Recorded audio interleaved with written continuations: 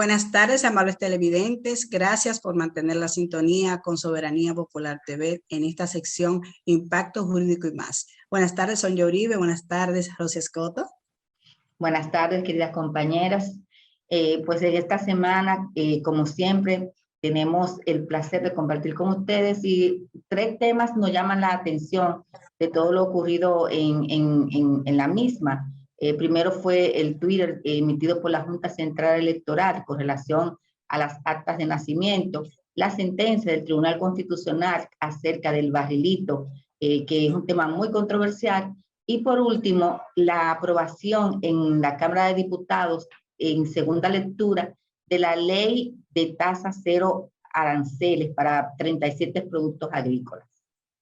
Buenas tardes. Buenas tardes, queridas amigas. La verdad es que el pasado miércoles, el martes, vimos el revuelo de que la Junta reiteraba, no se necesita legalizar las actas. Y nosotros queremos también hacernos eco de esto, que aunque es una decisión que ya lleva manejándose durante un tiempo, desde el año pasado, un plan piloto, lo importante es que nuestros televidentes entiendan que en ningún lugar deben requerirle tener que pagar por legalizar un acta, sino que en las oficialías, al momento de la emisión de un acta del Estado Civil, inmediatamente usted la va a recibir, ya sea un acta in extensa o un extracto de acta con la debida legalización y que no tiene ningún costo adicional. Eso es lo que queremos que a ustedes les quede bastante claro. Porque esta confusión no le viene solo a la población, porque sí, y por la costumbre, sino porque en algunas instituciones continuaban pidiéndole el acta legalizada. O sea que ya lo que tenemos que tener bastante claro es que no hay legalización de acta, conforme lo estableció la Junta Central Electoral. Excelente decisión. También quisiéramos comentar brevísimo lo relativo a lo de la tasa cero, el proyecto de ley que trae una modificación en esta oportunidad en donde se están estableciendo cuotas a los fines de poder regular la cantidad de productos que se puedan importar. Me preocupa un poco el mecanismo que ha de utilizarse, que aunque haya una comisión, pero cuando estamos hablando de competencias en el mercado, importadores, pues creo que puede representar un dolor de cabeza para las autoridades, pero lo importante es procurar la equidad y que justamente pueda garantizarse el abastecimiento de los alimentos que el gobierno presume, debido a la crisis que ya hay a nivel mundial, que nuestro país no quede desabastecido y que podamos estar en precariedad de dichos productos. Ciertamente, y continuando en esa misma línea que has establecido, Amarilis, del Congreso de la República, pues tenemos que comentar también muy brevemente la sentencia del Tribunal Constitucional con relación al llamado Fondo Provincial Senatorial, conocido como el barrilito, bastante controversial, y es que esta alta corte ha determinado que realmente el recurso de inconstitucionalidad que por la vía directa había sido sometido por la Fundación de Derecho y Democracia, la Fundación DECIR, pues es inadmisible debido a que el tribunal considera, y ciertamente somos de la misma opinión, que solamente por la vía directa pueden ser impugnadas lo que son las leyes, los decretos, los reglamentos, resoluciones y ordenanzas, y que el barrilito realmente lo que consiste es un fondo público del que dispone el Senado de la República y creado con cargo al presupuesto general del Estado. Es decir, que por lo menos por esta vía el barrilito no tiene aspecto inconstitucional y podrá ser siendo utilizado por los senadores como hasta ahora. Bueno, eso es lo que viene ahora a crear conciencia y sobre todo a las cámaras legislativas que tengan a bien seguir con la práctica, es que esos fondos sean utilizados de manera más supervisada, de manera tal que se creen los mecanismos adecuado para que ese dinero llegue a la finalidad para lo cual es destinado, porque no es que esté mal del todo, es muchas veces la manera en que se utiliza y sobre todo las limitaciones que tienen muchos legisladores que quieren hacer una labor en sus comunidades y obviamente de sus salarios es difícil poder cumplir con esos requerimientos. Señores, esta tarde tenemos un invitado de lujo. un experto en todo lo que tiene que ver con la prevención del lavado de activos en República Dominicana. Vamos a poder conocer detalles de ley, sobre todo las últimas decisiones que los ciudadanos debemos tener claro en su cumplimiento. Estamos hablando de la norma 0622. Luego de la pausa, retornamos con el programa Impacto Jurídico y Más por Soberanía Popular TV.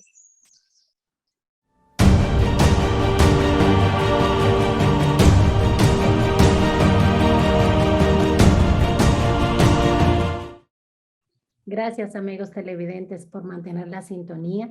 Gracias por preferir este espacio Impacto Jurídico y Más por Soberanía Popular TV. Y tal como anunciamos, hoy nos acompaña un invitado de lujo, el licenciado Roberto Mella, quien nos va a acompañar durante todo el desarrollo de la entrevista, y es un economista con especialidad en finanzas corporativas y consultor tributario, socio director de L. Núñez y Asociado y socio fundador de RMC Consulting, empresas especializadas en capacitación, consultoría, tecnología y auditoría aplicada al cumplimiento y administración del riesgo. Actualmente es el presidente del Comité Especial sobre la Prevención de Lavado de Activos del Instituto de Contadores Autorizados de la República Dominicana. Participó en la coordinación integral entre instituciones nacionales responsables de la lucha contra el lavado de activos y la supervisión y administración de riesgo, Unidad de Análisis Financiero de República Dominicana y el Comité Nacional contra el Lavado de Activos en la tercera ronda de evaluación. Es auditor ISO líder, gestor de riesgo, certificado en un ISO 31000 y de sistema antisobornos. Fue colaborador activo de la Mesa de Trabajo Nacional de la Procuraduría General de la República y de la Unidad de Análisis, de donde fue reconocido en julio del 2017. Es instructor y conferencista de diversas y reconocidas actividades a nivel nacional. Es decir, estamos ante un verdadero experto. Bienvenido y buenas tardes al licenciado Roberto Mella. Muchísimas gracias por la invitación. Me place muchísimo estar con un grupo de profesionales tratando un tema que me apasiona ya por casi 2 décadas, ¿verdad? Por casi 20 años tenemos tratando este tema de la prevención del lavado de activos, algo que se volvió famoso a partir del 2017, pero que ya se venía tratando desde los años 2000. En el 2002 la 7202 fue una ley también que rigió este tema, y un poco antes tuvimos también en esto ya por requisito de banco corresponsal. Así que gracias, Rosy, por esa introducción, a Sonia por reencontrarnos, ¿verdad? Y por esta invitación tan interesante, a Marilis también, porque yo sé que me tienen todo un programa que va de preguntas interesantísimas, así que estoy a sus órdenes. Muchísimas gracias, reiterándote la bienvenida a este programa Impacto Jurídico y Más por Soberanía Popular TV.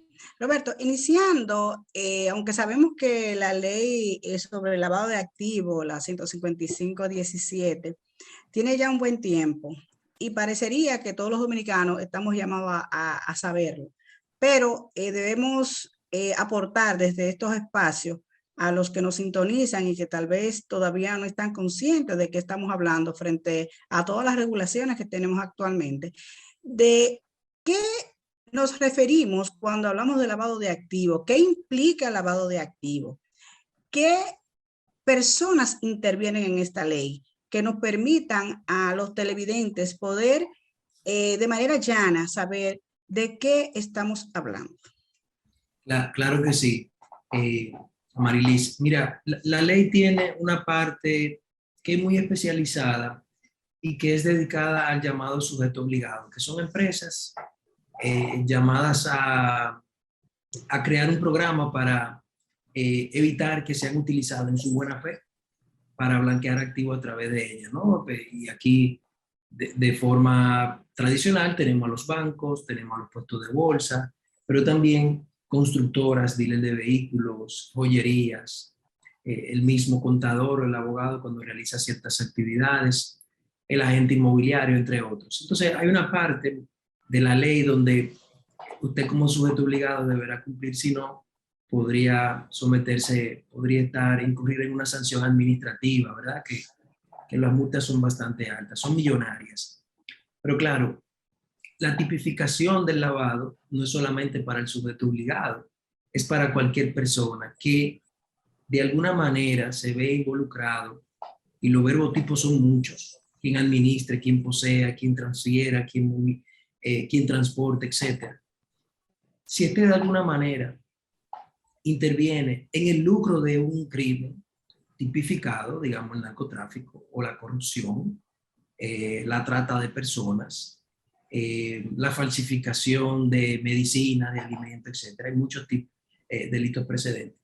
Si usted se ve involucrado en la movilización, en la administración, en la colocación, de alguna manera usted toca ese dinero, lo administra, lo posee, usted puede estar involucrado en un proceso de lavado de activos. O sea, no es que usted vende la droga, no es que usted se roba el dinero del Estado, es que usted funge como un instrumento, como una herramienta para que luego que el crimen se cometa, el dinero se pueda mover en la economía. Y de repente usted simplemente lo que está haciendo es prestando su cédula para abrir una cuenta bancaria a su empleador, y el empleador la comienza a utilizar para movilizar dinero sin usted ni siquiera saberlo, bajo la confianza y bajo también el miedo que usted le tiene de que está claro que usted no va a hacer nada, ¿verdad? Un día no va a ir a retirar el dinero, algo así. Y ya usted podría haberse involucrado en un proceso de lavado. ¿Por qué? Porque es lo mismo que este estaferro. Usted ha prestado su nombre para abrir una cuenta, hacerla aparentar como propia, cuando en realidad pertenece, digamos, a un narcotraficante que es buscado por la Interpol o algo por el estilo. Entonces, algo tan simple como eso lo puede traer a la luz de la ley 155 en su artículo inicial, 3 y 4, de que usted está bajo una infracción penal, no necesariamente administrativa. O sea, usted va a ir a la cárcel, no se le va a poner una multa, sino que usted puede ir a la cárcel, no por narcotraficante, no por corrupto, sino porque usted es un lavador de activos. Usted toma el dinero producto de un crimen y lo trata de alejar de su autor material, de la persona que ha cometido el crimen y ha producido un lucro de ese crimen. Entonces, bueno, ya podemos citar muchos ejemplos que claramente quizá el espacio no lo permita, pero con algo tan simple como eso, y usted lo extrapola y ya puede entender las muchas formas en las cuales uno hasta en buena fe como ciudadano podría caer en un caso de lavado. Roberto, nosotros estamos acostumbrados a que la ley 155, sobre todo lo que es la materia de prevención, se ha utilizado de manera rigurosa en el sector financiero. Ahora, la DGI nos ha presentado lo que es la nueva norma, la 06-22, en la cual aparenta una aplicación de lo que es la ley de lavado de activos en ciertos sectores no financieros. ¿Tú podrías decirnos en qué consiste precisamente esta norma y cuáles son los umbrales que tanto comentario en estos días han debatido, que precisamente la norma establece y que son extrapolados de la misma ley de lavados? Sí, en efecto, Sonia. Esta norma, que muchos la han entendido como una norma, la han interpretado como una nueva disposición, en realidad no lo es. El artículo 64 de la ley 155 disponía de la limitación de uso del efectivo en ciertas actividades. La ley disponía que si usted compraba un vehículo, no podía entregar más de 500,000 pesos en efectivo en esa operación. Cualquiera. Que si usted compraba joyas, también tenía una limitación de efectivo. Si usted aportaba capital en la constitución de una empresa, usted también tenía una limitación para aportar ese capital en efectivo. Y quizá el más complicado de todos y el que provocó en su momento, ¿verdad?, mayores fricciones y problemas a nivel generalizado, a nivel digamos, del sistema, de la economía, en la parte inmobiliaria, 1 millón de pesos en las operaciones de inmobiliaria, ¿no? Muebles. inmuebles. Es decir, en otras palabras, si usted iba a una constructora con una maleta con 3 millones de pesos o 6 millones de pesos, que en realidad es una realidad que tenemos en República Dominicana, usted no, la constructora no podía venderle ese bien en esos términos. Usted tenía que bancarizar la diferencia del millón de pesos. Yo le puedo recibir 1 millón de pesos, pero la otra usted la tiene que llevar al sector financiero, tiene que buscar un medio formal para entrar ese dinero, yo no se lo puedo recibir. Pero en su disposición, en lo que hacía la ley, más bien, lo que hace la ley es colocar otro actor muy importante en el proceso, que es el notario, y le da una responsabilidad directa al notario de que él debe, en la redacción de su acto, ¿verdad?, del documento, verificar que se han dado esas condiciones de que no se paga en efectivo más allá del valor, tener los volantes de depósito, digamos, el depósito, la transferencia, el cheque, para verificarlo antes de poder notarizar ese documento. De hecho, es tan así que establece tipos penales. Un notario puede ir preso y se le puede quitar la investidura por el incumplimiento de esa disposición del artículo 64. Y eso lo puede revisar en el artículo 4 de la ley, me parece que es como una de las infracciones que establece la ley. Entonces, lo que ocurrió fue, la ley salió en junio y ante todas las situaciones que ocurrieron, Sonia, tuvo que de alguna manera neutralizarse la disposición.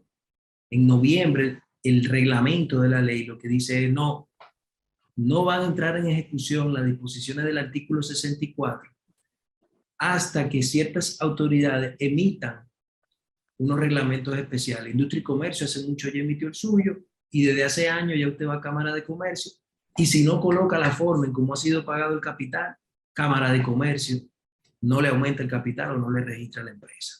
¿Qué está haciendo ahora DGI? Está diciendo, bueno, nosotros vamos a poner entonces ya en ejecución desde el 2017, ¿verdad?, lo que tiene que ver con vehículos de motor. Y nosotros, DGI, no vamos a registrar ningún vehículo, no vamos a realizar ninguna acción, porque no es solamente el registro, no solamente la transferencia del tiempo, hay otras acciones que se dan con vehículos, como el tema de bloquear para que no se vaya a vender, ahora no recuerdo, se me ve el término, pero hay varios procesos que se pueden hacer para el traspaso, etcétera. Cuando usted haga cualquiera de esas acciones, DGI va a revisar el tema de la exigibilidad de constancia fehaciente de pago en los trámites que se hacen en vehículos de motor y remolques. Entonces, eso es lo que hace la norma 0622. Cumplir con lo que ya se ha reglamentado en noviembre del 17, de que los registradores debían de emitir instrumentos especiales para darle aplicación a esto. Y eso es lo que hace la norma 0622, básicamente. ¿Quiénes son los principales actores aquí? Bueno, el notario público definitivamente tiene que tener un conocimiento importantísimo porque ya cuando se involucra en estos contratos hay ciertos requisitos que debe de cumplir. La Dirección General de Impuesto Interno, por supuesto, los dealers, los concesionarios de vehículos de motor y cualquier empresa o persona que haga una operación con un vehículo de motor, como el caso de la financiera. Ayer estaba yo en una financiera precisamente viendo cómo tenía que transformar una serie de procesos para cumplir con esta norma. Realmente muy interesante, Roberto, y sobre todo que nuestros televidentes que nos están viendo en este momento entiendan que las situaciones y las normas están cambiando. Y sobre ese aspecto de la constancia fehaciente de pago, ¿qué pudiera ser una constancia fehaciente y cuáles actividades se requieren que estas constancias fehacientes sean presentadas? Mira, la constancia fehaciente de pago básicamente se va a constituir en el comprobante que va a permitir validar la realización del pago de un valor X, ¿verdad? Ellos tienen esa constancia, fehaciente de pago debe de cumplir con ciertos requisitos. Debe de tener el concepto de la operación, debe de tener la fecha, debe de tener el monto y el instrumento de pago utilizado. O sea que no es tan simple como decir, sí, búscate un volante de depósito, porque si no, ya ustedes saben, los abogados, los contadores, los creativos, diciendo, yo tengo uno por aquí que te cuadra, déjame buscarte, y va a ir a la calle, va a abrir una gaveta, y de ahí va a sacar cualquier cosa para complementar el archivo. Entonces, por eso tiene mucho sentido que ahora si usted hace un depósito para el inicial de un vehículo, le diga al cajero, mira, yo necesito que tú le pongas tal concepto, compra de vehículo de señor fulano, de tal, y todo ese detalle, porque es lo que va a estar como instrumentando ese expediente, ¿no? ¿Qué puede ser una constancia fehaciente de pago? Una copia del cheque, un instrumento financiero de pago, una transferencia electrónica de fondo, un volante de pago con una tarjeta de crédito o débito, el recibo que te dan por el depósito realizado en ventanilla. La norma establece un requisito para la parte de transferencia internacional, y es que si viene del mercado financiero internacional, el documento debe estar apostillado y traducido al español. O sea que para aquellos que mandan dinero desde fuera para comprar el vehículo, antes de pasar por una institución local, van a tener que cumplir esos requisitos. Entonces, tal como dice Rosy, son nuevas reglas a la hora de realizar una operación tan sensible al lavado de activos como es la venta de vehículos. Pero ojo, cuando la operación supere los 500,000 pesos, ¿sí? Que yo siempre critiqué el valor, me parece un valor muy, muy pequeño para el mercado. Cualquier vehículo vale 500,000 pesos. Entonces, el Comité Nacional, con CLAFIT, tiene la prerrogativa de poder ajustar esos valores. Yo creo que algo interesante que podría ocurrir es aumentar esos valores a umbrales que realmente sean de riesgo para República Dominicana. Gracias, Roberto. Quisiéramos dejar en el aire una pregunta para que sea respondida por usted luego que retornemos de la pausa. Y es lo siguiente, ¿qué pasa en caso de que por buena fe, con conocimiento de causa, los contribuyentes no disponen de esta constancia fehaciente de pago? Llámese la prueba de que usted compró, cómo lo compró y de dónde sacó ese dinero. Señores, luego de la pausa, volvemos por Soberanía Popular TV.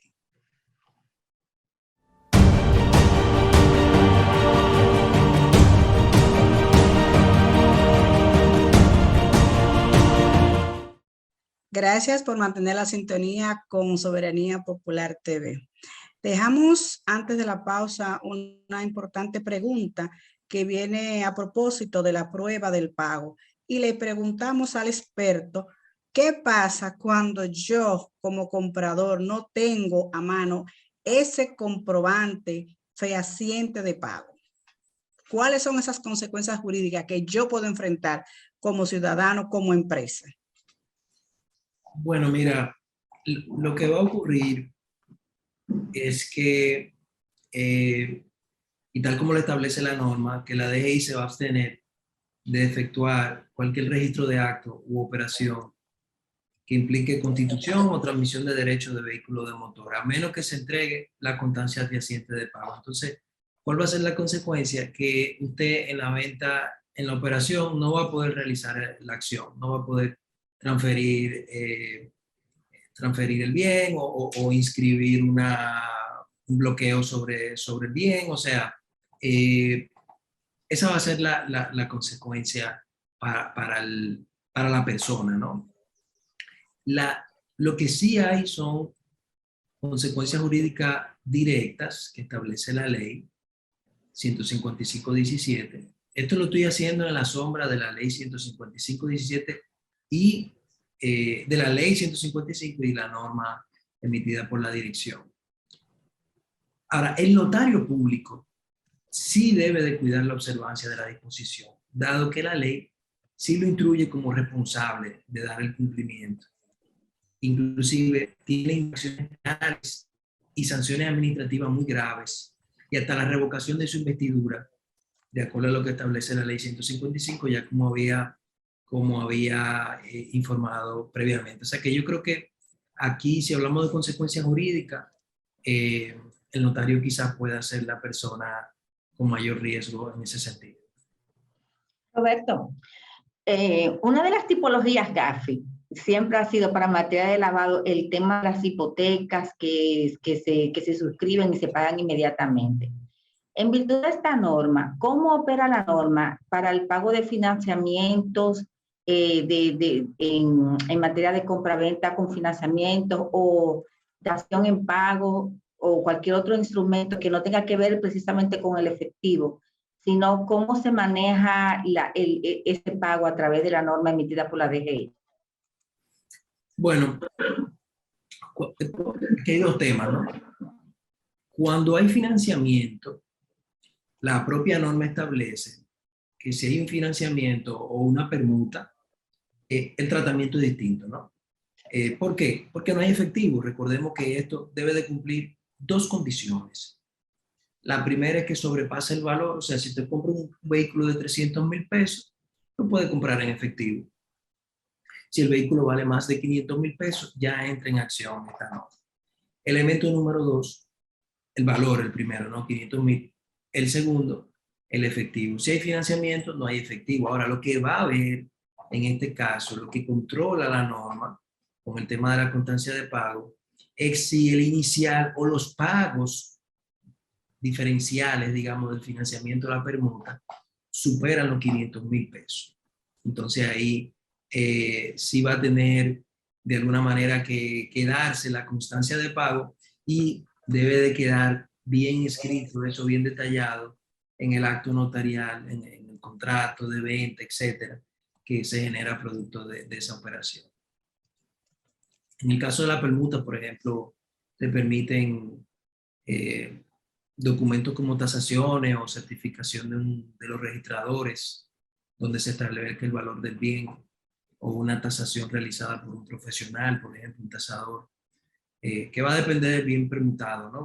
No siempre se cambia carro por carro, a veces se entrega una tierra, a veces se entrega un apartamento por el vehículo. Entonces, eso es lo primero que quiero aclarar. Lo segundo es que cuando hablamos de hipoteca, nos vamos a la parte, ¿no? En el contexto que lo hace, la pregunta que hace Sonia, nos vamos a la parte inmobiliaria. Todavía en la parte inmobiliaria, la norma 0622 no pone en ejecución, no activa el tema del millón de pesos en la parte inmobiliaria. De manera que en la parte inmobiliaria todavía no tenemos el artículo 64 activo. ¿Ok? Eso es bueno aclarar. Una pregunta, y es con relación a que hemos visto que ha sido muy reiterativo de la responsabilidad del notario en todo esto. Entonces, ¿cómo confluye el abogado y el notario dominicano con relación a la aplicación de la ley 155-17? Bueno, en un aspecto, desde un enfoque general, el abogado y el notario de alguna manera son sujetos obligados a la ley. En el caso del abogado y el notario, ¿verdad? No siempre, sino bajo ciertos tipos de servicios o operaciones, ¿verdad? Entonces, de cara al cumplimiento de la ley, de la norma, perdón, en lo que tiene que ver con el pago fehaciente, con la constancia de pago, el abogado y el notario, porque aquí existe, ahí ustedes abogadas me corregirán, el método de que el notario lo único que hace es sellar. Exacto. Y el abogado es que redacta. Algo con lo cual yo no estoy de acuerdo. Y como contador también lo digo, usted no está para pegarle sello a un estado, usted tiene que revisar donde está colocando su sello. Entonces, ¿cómo confluye? Bueno, el abogado y el notario, si actúan los dos en una operación de vehículos, tendrán que ponerse de acuerdo en que el documento que se está generando y que el abogado a veces recibe a granel para que solo le pegue el sello, van a tener que revisar el formato, la plantilla que están utilizando, porque cuando eso le peguen el sello, ese documento se va a ir no con el nombre del abogado, sino con el nombre del notario. Eso va a ser parte del documento que se deposite en DGI, ya sea para la oposición, ya sea para el traspaso, ya sea para un levantamiento de oposición, ya sea para una solicitud de descargo, un endoso, lo que fuese. Y la DGI le va a decir, no, esto no cumple los requisitos. Y el nombre que va a estar en ese documento va a ser el del notario. Y entonces allí hay disposiciones muy específicas en la ley para sancionarlo. O sea que mi recomendación al notario es que si solo le va a pegar sello a los documentos, hable muy bien con quién le va a remitir los documentos para que lo envíe bien hecho. Porque si no, el problema lo va a tener el notario. Esa es la realidad. Así que hay que leer un poquito. Y si alguien le está pegando los sellos por usted, dígale a quien le lee que chequee algunos aspectos del contrato, algún checklist en ese contrato. Tiene esto, si no lo tiene, no me lo selle, porque después me queda a mí. Entonces, yo sé que algunos notarios ya hemos estado en conversaciones, no están de acuerdo, pero bueno. La ley es dura, pero es la ley. María. Es así.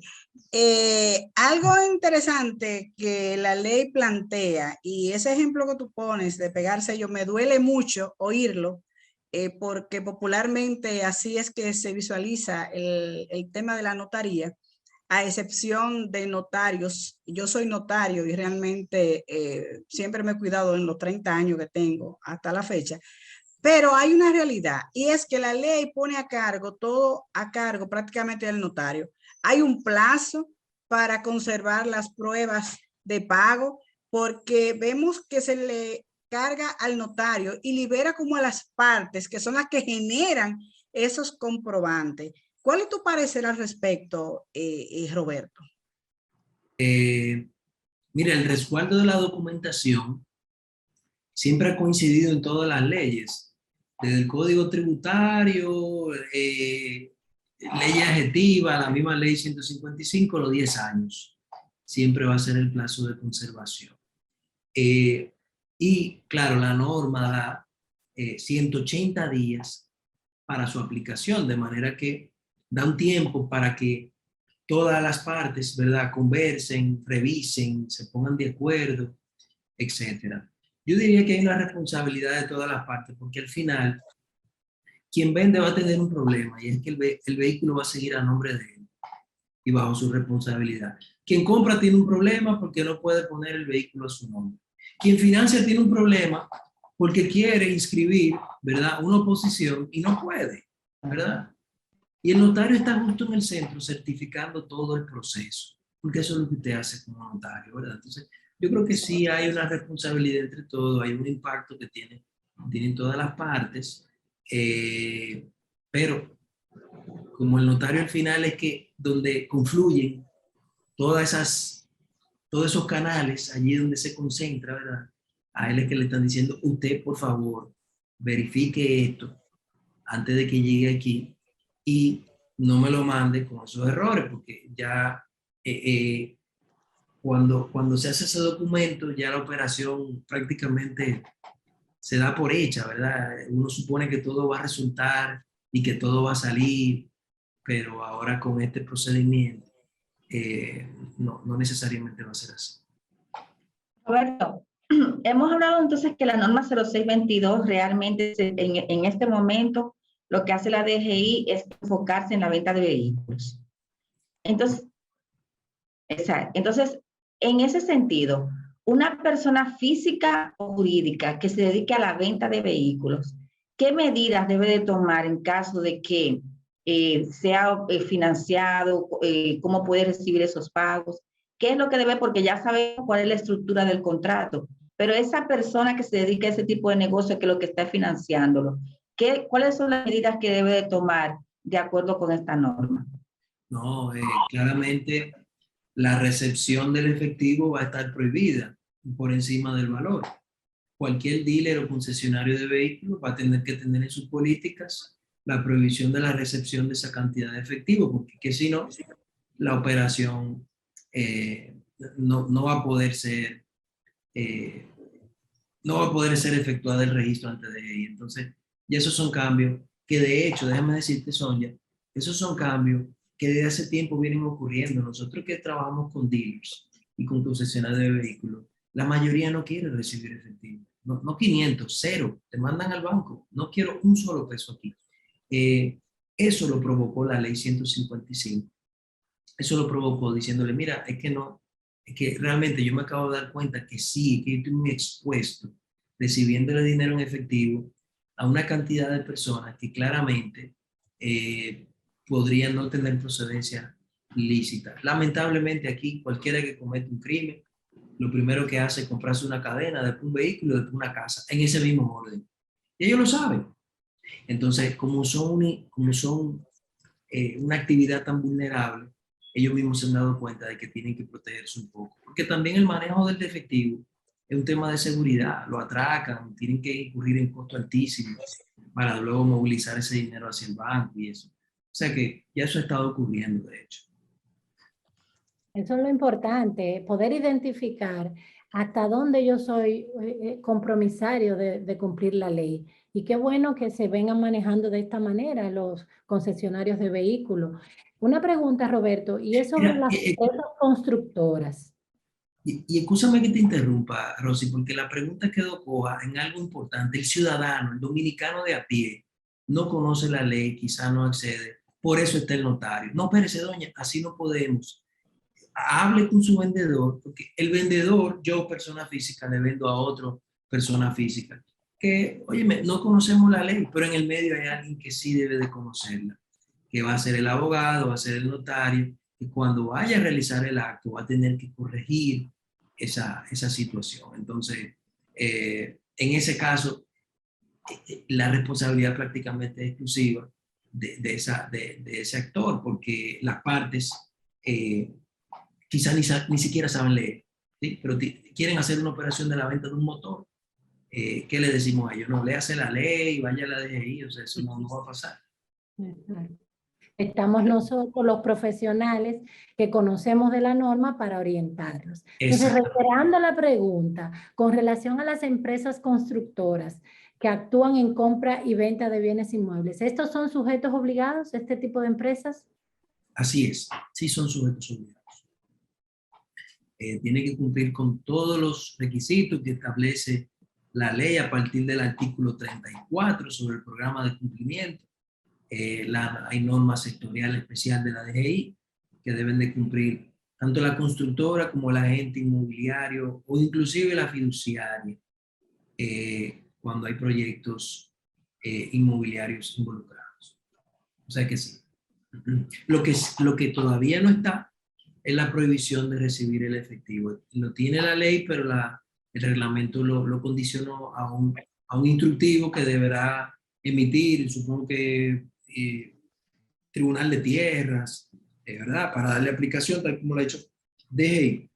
Lo que sí tiene la obligación es de reportar el efectivo si sobrepasa los $15,000. Es una disposición que siempre ha tenido la ley.